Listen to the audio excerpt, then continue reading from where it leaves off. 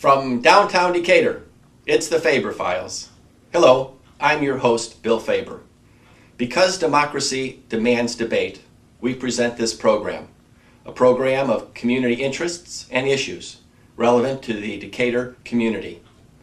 Tonight's program indeed is a debate about democracy. Professor Wenz, Professor of Political Science of the University of Illinois, Emeritus, presents his talk, The Red and the Blue, Beyond the Red and the Blue, 12 Political Philosophies in American Political Debate. Professor Wenz presents a fascinating discussion and overview of the political thought in today's America, why there is a divide between Americans, between the red and the blue, between the right and the left. It'll give you a great understanding of the dynamics of the current state of politics. This is part one. I hope you enjoy tonight's program. Thanks for watching. Well, but as far as this talk is concerned, it relates to the fact that we sometimes say that politics makes strange bedfellows, and we think that people with different points of view, diametrically opposed, because in the political arena so often we have seems like an irremediable conflict between left and right, or blue and red. That if they ever do get together on something, then it must be because one side, or perhaps both, have compromised their basic principles in order to work with the other side, because it seems like their basic principles always would lead them, if they were consistent, in opposite directions. And when you listen to the news, it kind of seems that way, or at least that they speak in those terms. And yet, my view is that, first, we're not divided into two. Most of us actually use at least half a dozen different political philosophies, and we prioritize them differently depending on what the issue is. As a nation, I think we use about a dozen. I don't think probably any one of us uses all of the dozen. But it's often the case that people from the left and the right will agree on an issue, even if they disagree on the underlying reason, the philosophical reason, because a different justification leads them to the same conclusion in that particular case. And at the same time, people on the right will differ from one another on that issue, because although they share some of the same political philosophies, they don't share all of the same, and they don't prioritize them the same way. And on a given issue, one may give higher priority to a philosophy that leads to one conclusion, and the other a priority to a different philosophy that leads to the opposite conclusion on that issue. Same thing on the left. Let me give you an example. There was a Supreme Court case in 2005, Kelo versus New London, and this had to do with land condemnation in New London, Connecticut. Basically, the city decided that this whole neighborhood should be raised, residential housing, not upmarket, but low market, but people own, for the most part, own their own homes. It was not squalid, it was not a health danger or anything like that. There was no allegation of that.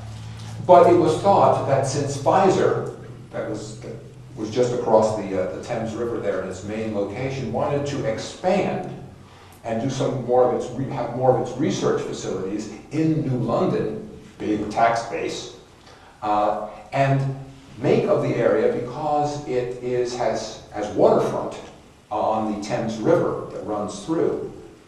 And so you could have some upmarket housing, and you could have these nice little boutiques and shops and stuff, and this would all be very upmarket, because you'd have these relatively highly paid researchers for Pfizer living in the area, and they could walk to work and have a cappuccino on the way, so it was going to be very nice.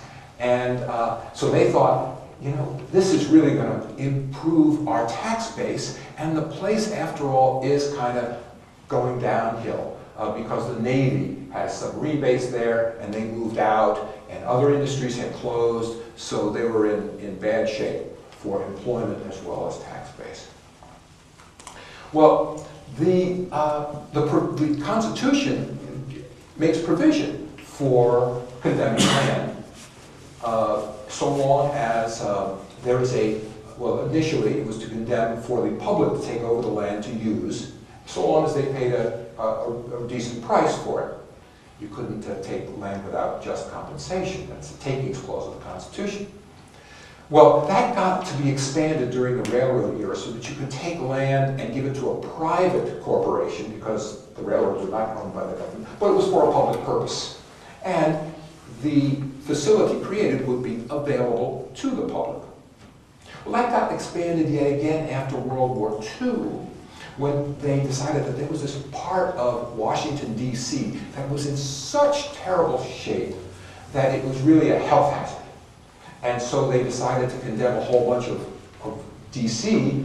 and build better housing.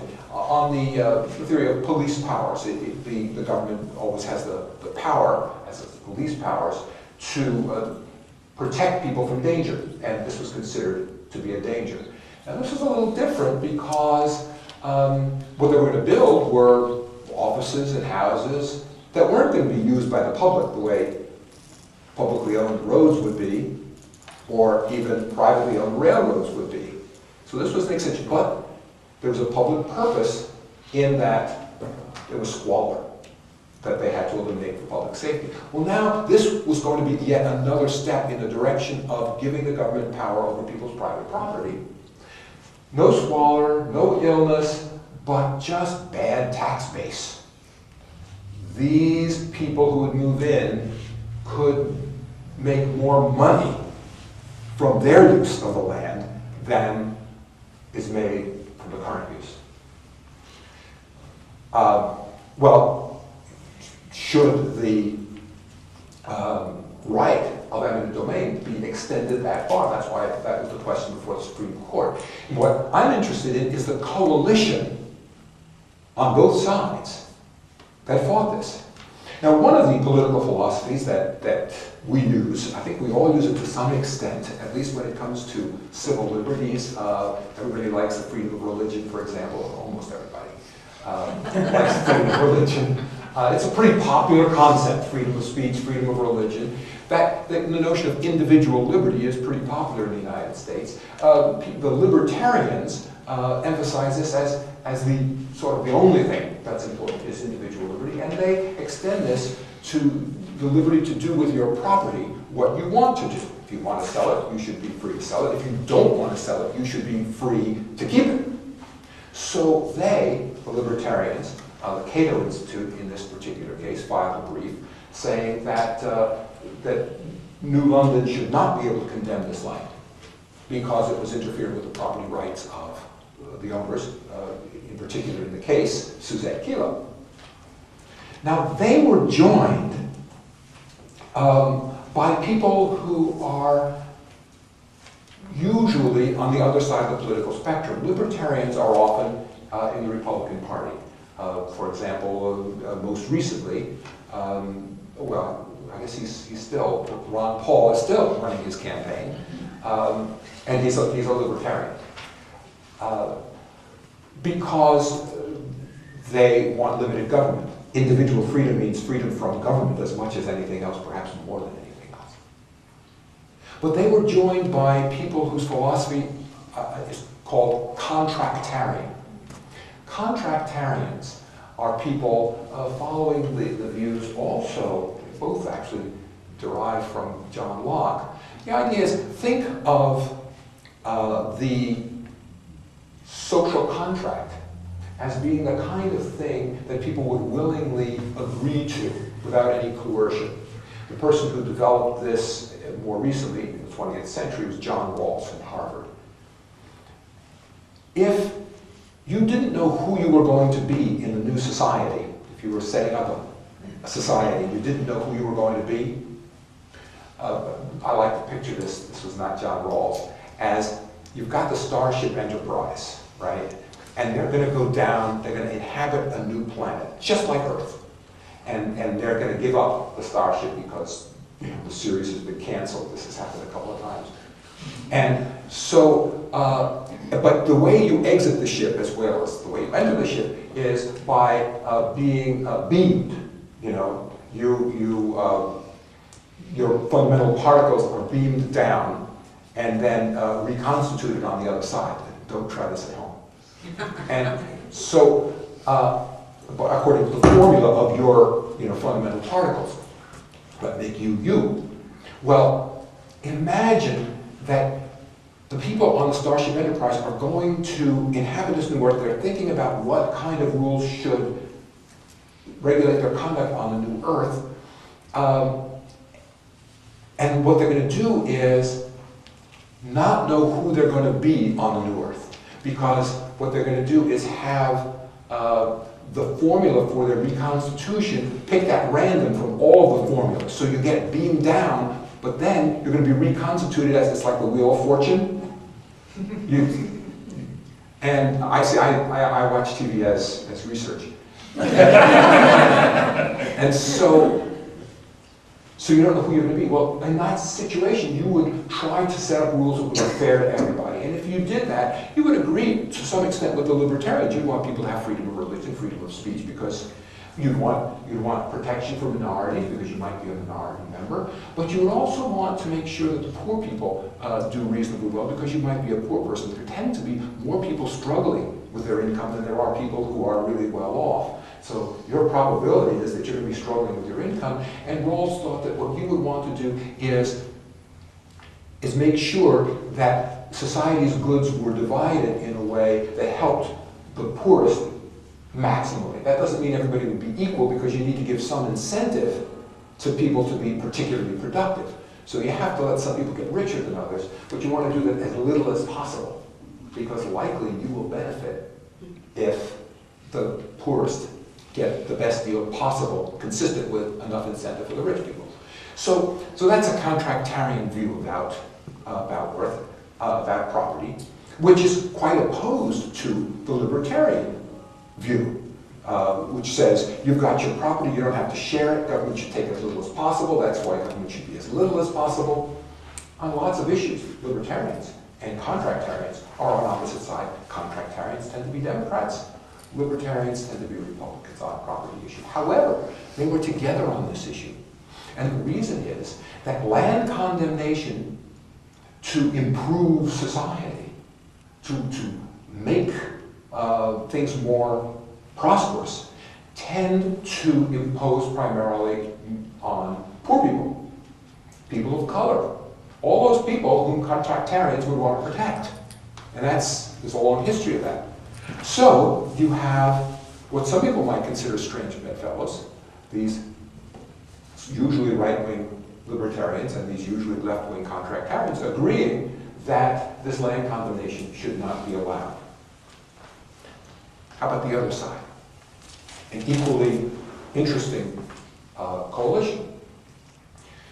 Free market conservatives are people who believe that what government should do is promote economic growth as much as possible. And again, there's some free market conservative in all of us. Most people think economic growth is a good thing. I can't imagine somebody running for president saying, you know, we've had enough of that. Let's kind of go with. So, you know, that's.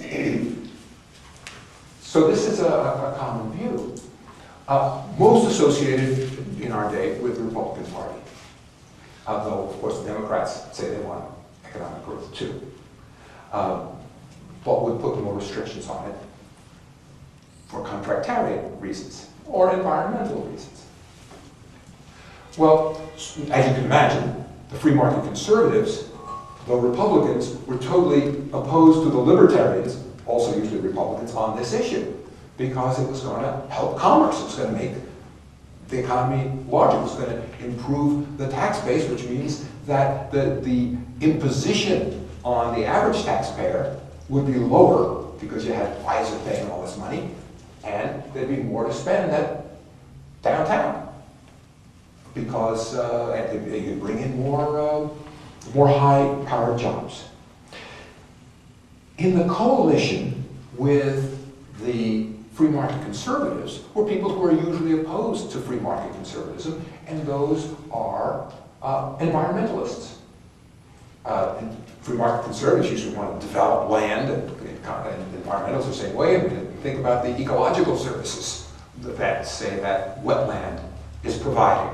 And the free market conservatives saying, yeah, but we can make a lot of money if we fill in this wetland and grow some condos instead of geese, because geese don't pay taxes. But on this issue, they were together. And they were together because the plan included this very environmentally friendly concept of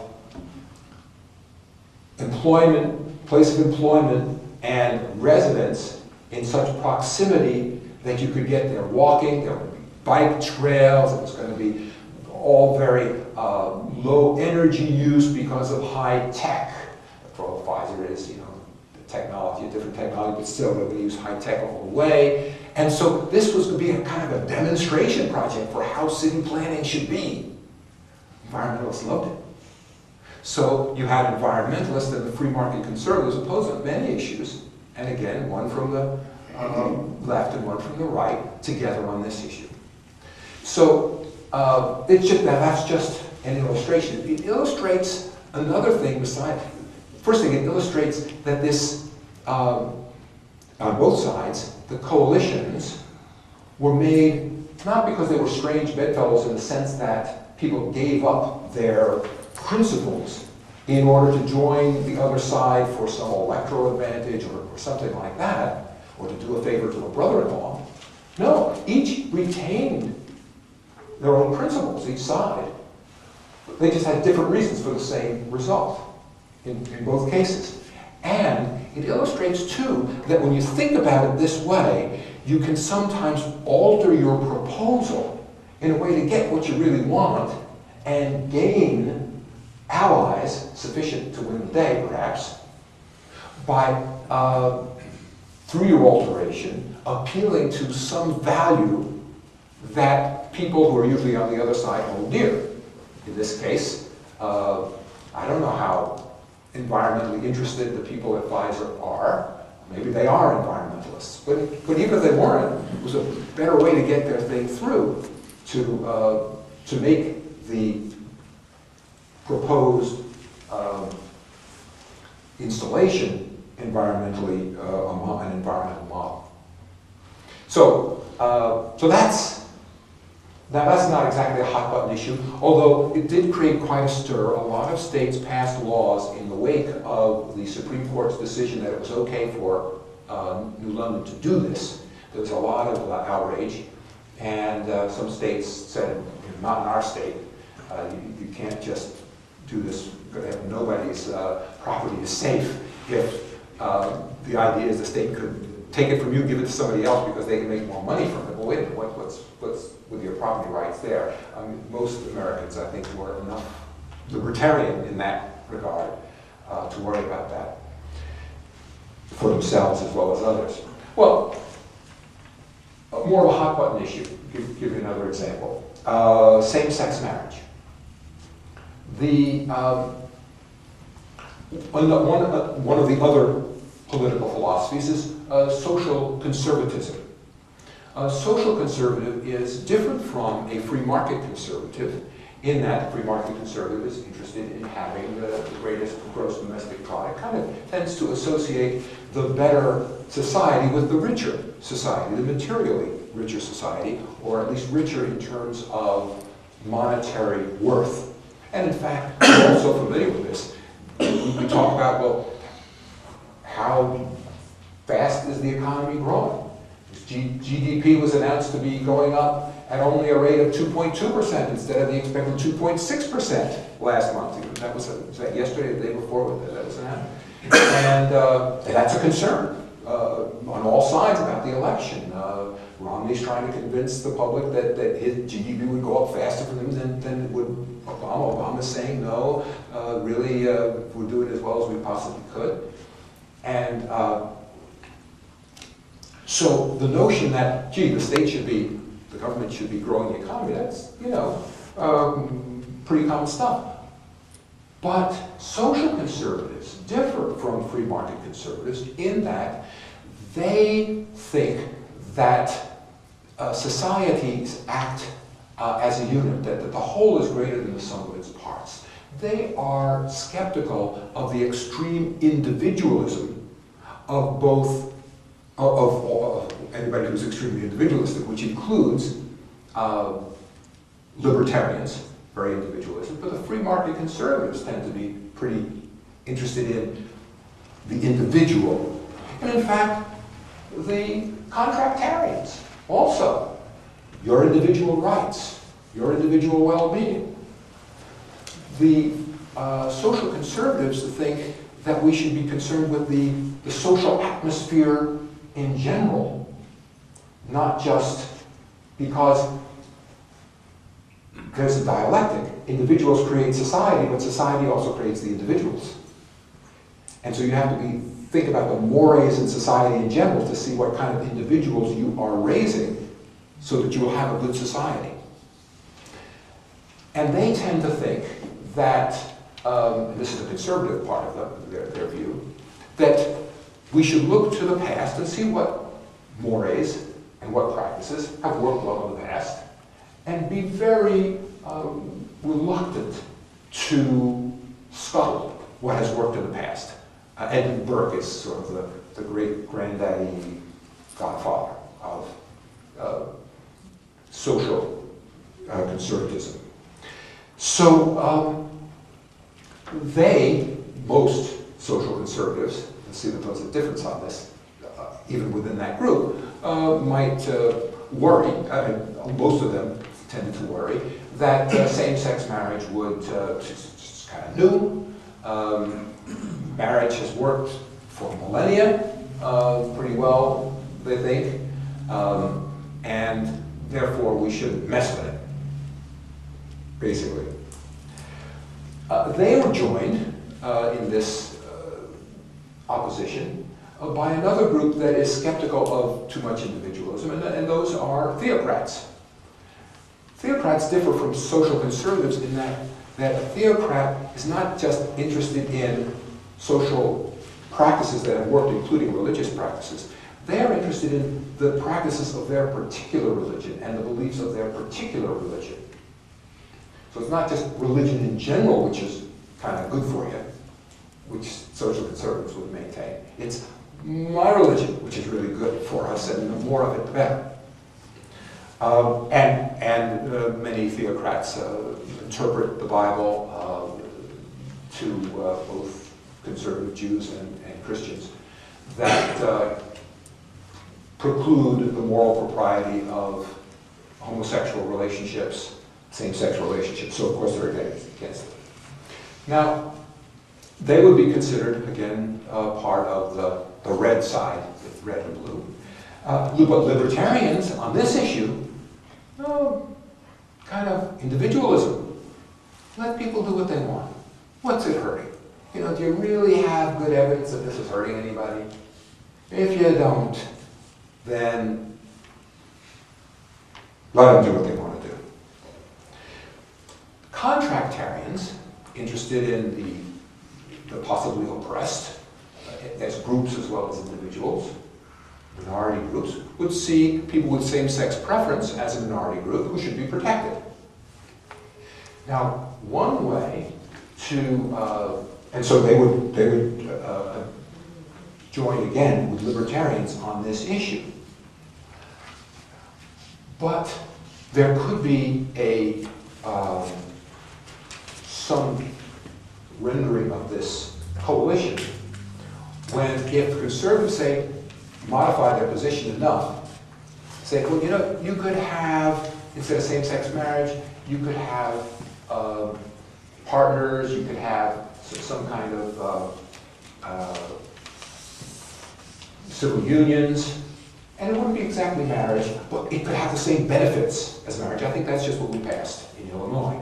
Not just, but not very long ago. And that would be a way of getting the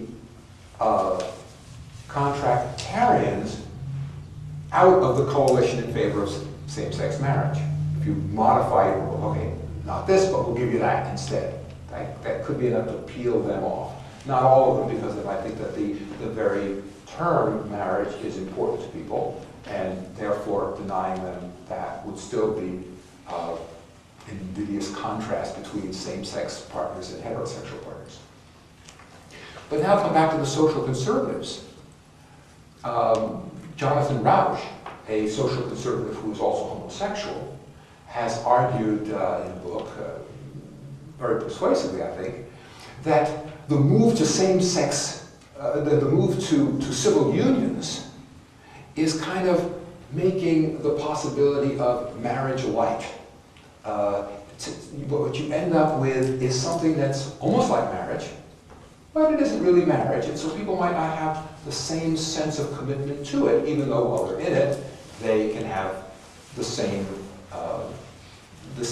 government benefits, at least in our state, at the state level, still don't at the federal level. And therefore, with marriage under assault, which is the social conservative reason initially for opposing same-sex marriage, Rauch reasons this is hardly a time to make something that is less than marriage available to the population, civil unions. Because if same-sex couples can avail themselves of civil unions, so can heterosexual couples. And so, basically, sort of Gresham's law of coupling. The cheap currency circulates, and the more expensive currency goes out of circulation. Marriage further deteriorates because people choose civil unions over marriage. And so if you're really a social conservative interested in preserving marriage, you should allow same-sex marriage. So I thought it was kind of an ingenious argument. But so that's just another example of how these coalitions can go together, and also another example of it's not too uncommon that there'll be some difference of opinion within a philosophy.